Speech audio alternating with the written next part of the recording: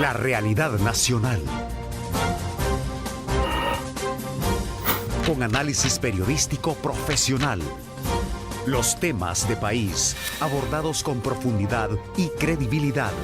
Esto y más es su programa de opinión, Diálogo con Ernesto López. Vamos a conocer esta mañana, desde luego, a menos de 3 meses para los comicios del 2014, cómo diversos sectores de la sociedad civil buscan ser tomados en cuenta en las plataformas concretas de los candidatos presidenciales. Una de estas es la Confederación Sindical, que en los próximos días, apoyada por organizaciones internacionales como la Organización Internacional del Trabajo, presentan un documento con enfoque, o presentarán un documento con enfoque integral y bajo la visión de la clase media a los candidatos presidenciales. ¿Qué tan influyentes pueden ser estas propuestas trabajadas desde los sectores sindicales y cómo los aspirantes al gobierno, digamos, pueden satisfacer a unos sin quedar mal con otros? ¿Cómo debe ser asimilada también la propuesta de ley de la función pública que, por cierto, esta semana fue presentada a, en este caso, el secretario estratégico de la presidencia para su respectivo análisis y luego su discusión o aprobación en la Asamblea Legislativa? Una propuesta de anteproyecto de ley de la función pública que para unos sectores de sindicales representa un eslabón muy importante en el desarrollo de la clase trabajadora en nuestro país, mientras que para otros representa desde luego la violación de muchos derechos que hoy en día ostentan los sindicatos. Es un tema bien importante el que vamos a tener esta mañana desde esa perspectiva, ¿verdad? Y sobre todo, ¿qué es lo que le están proponiendo los candidatos presidenciales? Así es que, acompáñenme. ¿Cuál es el estado que nos permite, a los salvadoreños saber y entender que esa proclama, que esa propuesta, que esa expectativa que ustedes tienen es coherente con esto? Y lo digo por el simple hecho de que a veces ese tipo de medidas o protestas que llevan de alguna manera a ejercer presión para el cumplimiento de algunas demandas de los sectores de la clase trabajadora son poco, entendidas no solo por los políticos, ¿verdad? Esta propuesta lleva consigo el afán de que se sumen otros sectores, porque están reflejados aquí en nuestra propuesta, están reflejados sectores importantes y vulnerables, como es el caso de las personas con discapacidad, por ejemplo, la parte de los indígenas, la parte de todos los trabajadores, porque al final, sinceramente, todo el pueblo, todos somos trabajadores independientemente en donde desarrollemos nuestra labor. A la par de proponer, también está de alguna manera comprometiéndose, porque ese es el punto medular y a eso quería llegar. Es decir, muchos creen que del sector sindical lo que hay es simplemente demandas y muy pocas propuestas de aportes significativos. No solo podemos estar pensando en los derechos de los trabajadores, porque las instituciones se deben a los usuarios del servicio.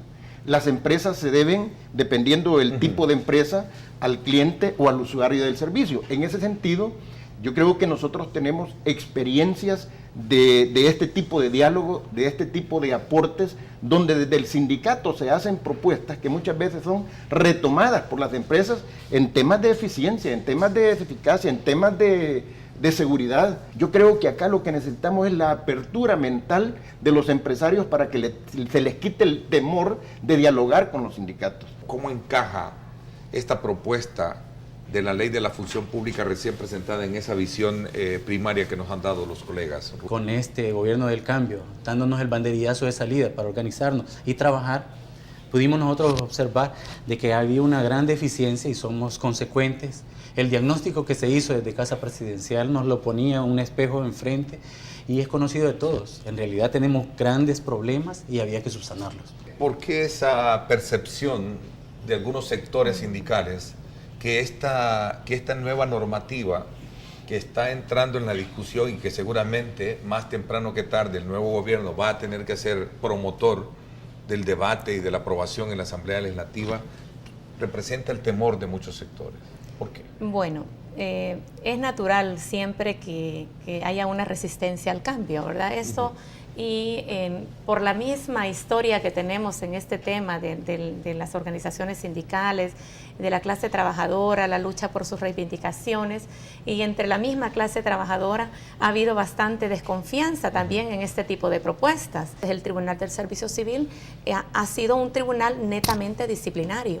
No ha habido un desarrollo real de la carrera administrativa, por eso es que hay un desorden en el sector público. Mientras no demos esa visión de país, de querer tener un Estado acorde a los problemas de nuestro tiempo, con respuestas actuales, de la manera precisa, no vamos a salir del meollo en el que nos encontramos. Vamos a seguir con nepotismo, corrupción, compadrazgo, cuotas políticas.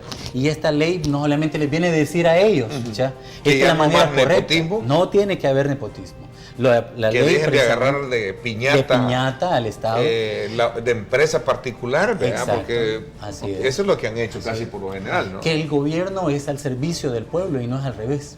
Al movimiento sindical y a los sindicatos nos han estigmatizado y casi siempre se está viendo nada más, se está haciendo noticia de las cosas, de las acciones violentas que tenemos que hacer muchas veces porque no nos atienden, y eso ha conllevado a que se desprestigie totalmente el movimiento sindical. Pero el movimiento sindical no solamente tiene reivindicaciones propias para los trabajadores, hoy lo queremos demostrar al pueblo salvadoreño, a los trabajadores y a los demás sectores, y particularmente a los candidatos que ahorita están en plena campaña, de ver si es cierto lo que ellos sostienen, de que lo principal de un país es su gente, y si es su gente son sus trabajadores, y si son sus trabajadores habría que mejorar entonces las condiciones de vida de cada uno de los salvadoreños para que esto verdaderamente pueda mejorar las condiciones aquí en el país. Había escuchado decir a los candidatos presidenciales que muy poco se está discutiendo el futuro que tiene el tema de las pensiones en el país. Y aquí estamos hablando de un nicho muy representativo y también del reconocimiento a ese incalculable y valorable que tiene, esfuerzo que han tenido muchos trabajadores para poder tener, digamos, sus últimos días de vida de una forma mucho más digna. No puede haber desarrollo humano si no hay educación de calidad, si no hay trabajo de calidad, y esto es lo que incide en la vida de los seres humanos, en la vida de la población. Obviamente, la mayoría de personas somos trabajadores y trabajadoras, por lo tanto la calidad de trabajo que tengamos es la que incide específicamente en el nivel de vida que tenemos. Solamente un trabajador de 4, uno de cada 4 trabajadores goza de seguridad social. Para que nosotros vayamos teniendo la dimensión. Sí. Eso también dificulta sin lugar a duda la posibilidad de enriquecer o de contribuir de manera mucho más sustancial en el tema de las pensiones. Nosotros en la propuesta lo que estamos planteando es avanzar y consolidar en un sistema universal y progresivo de seguridad social y un régimen de pensiones que rescate los estándares conquistados por las luchas de la clase trabajadora. Ahora, esto es como lo que aspiramos. Ahora, de lo que aspiramos a lo que tenemos, realmente el sistema previsional se ha sometido a una crisis porque lo que se planteó como la solución, que era la privatización de los fondos de pensión, al final se convirtió en una gran oportunidad de negocio, y esta plata, que en vez de estarse yendo del país, debería de estar siendo parte de los fondos de pensión realmente de las y los trabajadores, por haber hecho este negocio, ahora lógicamente mucha de esta plata en calidad de comisión la estamos pagando para que administren los fondos.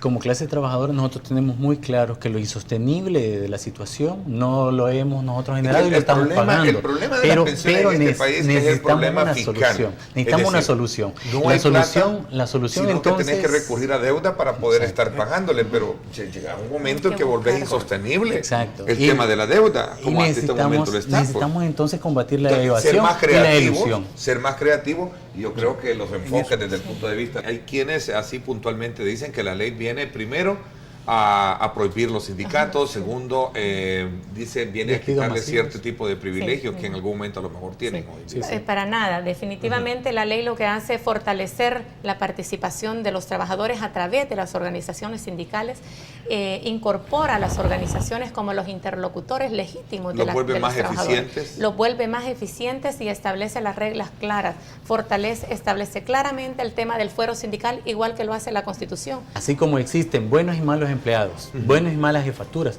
también existen buenos y malos sindicalistas.